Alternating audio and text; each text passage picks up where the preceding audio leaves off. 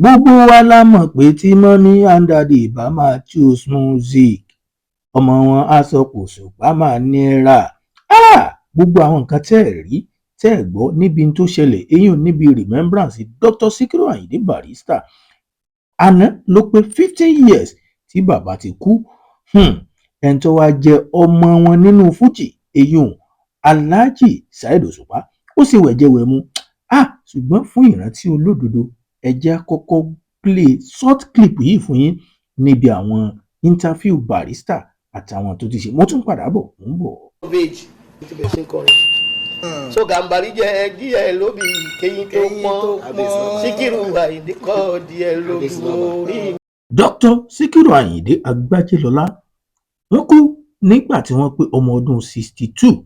Bàbá sì fi yé wa pé láti ọmọ ọdún 5 làwọn ti bẹ̀rẹ̀ sí jíwèrè tó fi hàn wá pé 57 years gbáko ni bàbá fi kọrin fújì.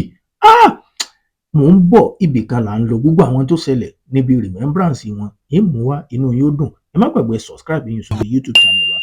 Bí n wá tó lọ ṣe mọ̀ pé lódì dídùn là ń rántí olódodo. Mo ń sọ fún yín ẹ jẹ́ á kọ́kọ́ ṣe ìrántí Bàrúzáàtì o. Mr. Sikiru ń kọrin Bàrúzáàtì o. Ẹ jẹ́ á tún play ìgbà tí Dr. Sikiru Ayinde Barrister tó ń ṣàdúrà fún eyín Alhaji Pasuma. Mo ń bọ̀ náà. Tó bá wà pẹ̀tù sí wọn lọ́kàn tán náà gbọ́ òótọ́ láwọn máa túṣe ọlọ́run o. Ẹ̀bẹ̀ mọ́ bẹ́ẹ̀ ọba ọlọ́run mi ìwọ náà ló mọ ohun tó yẹ wọn ò fi rẹ̀wù sọ́run fún kó bá rẹ̀ gẹ́gẹ́ fi rẹ̀wù sọ́run fún wọn kó lónìí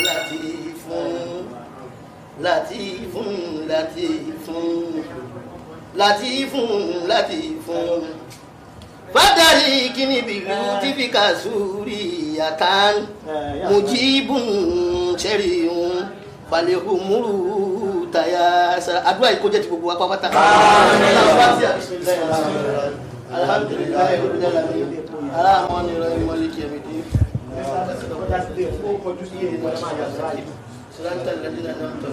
Gàmbàrí jẹ́ díẹ̀ lóbi kéyìn tó pọ́n.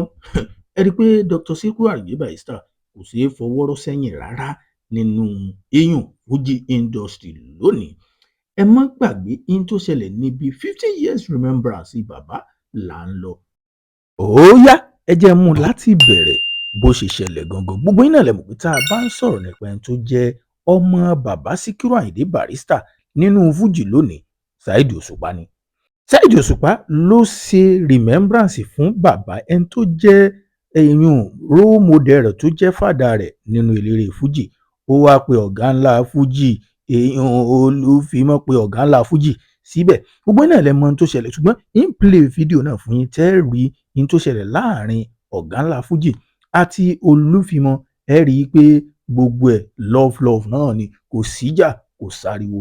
Gbogbo àwọn ọ̀gá ńlá fújì fans ni wọ́n kún bẹ̀. ń yọ fún yín lẹ́yọ kọ̀ọ̀kan tínú yín ó dùn. Ṣé mọ̀ pé mo ní ká mú sẹ́lẹ́ńsẹ́ ibi tó ti bẹ̀rẹ̀ nígbà tí ọ̀gá ńlá fújì tó wọ ojú agbo wá òun àti Pasuma. Kí n tó lọ ẹ kọ́kọ́ wo ìgbà tí Pasuma tó wo ojú agbo bó ṣe kí èèyàn Òṣùpá. Ọmọ Bàrí wọn dà.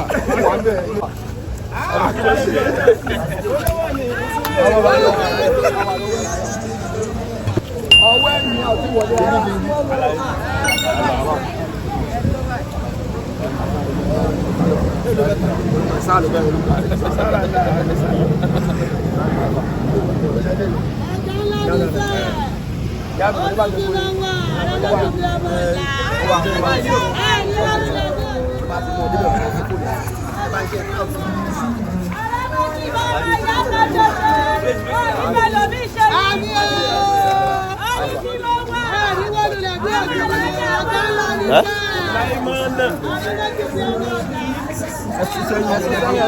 Kété táwọn méjèèjì jọ wọ ojú agbo ẹgbẹ́ ara wọn ni wọ́n tún jókòó sí tó fi yé wa pé gbogbo ẹ̀ lórí iyì náà ni ṣùgbọ́n nísẹ̀yìí àárẹ̀ sí oníyì mọ́ ṣé wàá rí màálùú ló wà ń gbà yìí nísẹ̀yìí gbogbo ara màálùú ló wà di kìkì owó gbogbo ẹ̀ náà lórí ìfẹ́ náà ni ṣùgbọ́n kí ló wá ṣẹlẹ̀ gangan lórí stage ìyẹn ló máa bọ́ọ̀sì brain yín máa mú wá fún yín inú gbogbo àwọn èèyàn dùn Òṣùpá gbà sí wọn lára ó jẹ́ ó yé wọn pé Barusat o Mr Sikiru yìí role model òun ni ó dẹ̀ inú ẹ̀ dùn lórí stage ó yá mò ń mú performance yẹn mò ń mú wá fún yín bọ̀ tẹ́yìn náà ó rí i pé ó yọ ọ́ lẹ̀ bí ìgbẹ́ ni ó yá ẹ jẹ́ ń gbé débẹ̀.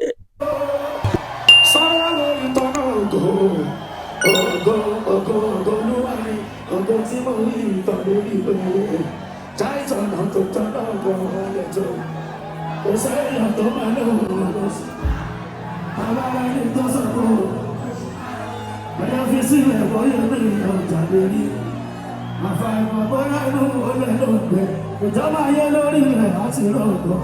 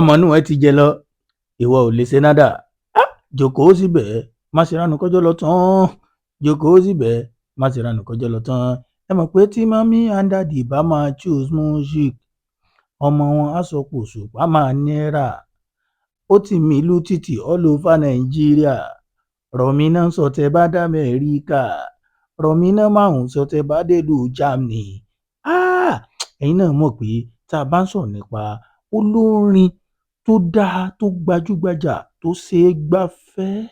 Saheed Òṣùpá kìí ṣe ẹni tí wọ́n máa ń fọwọ́ rọ́ sẹ́yìn rárá ó ṣe 15 years remembrance èyàn fún Dr. Sikiru Ayinde Barrister inú àwọn fáǹsì gan dùn gẹ́gẹ́ bó ṣe pàfọ́ọ̀mù fún wọn lọ́fẹ̀ẹ́ tí everybody tó gbà sí wọn lára tinú wọn dẹ̀dùn.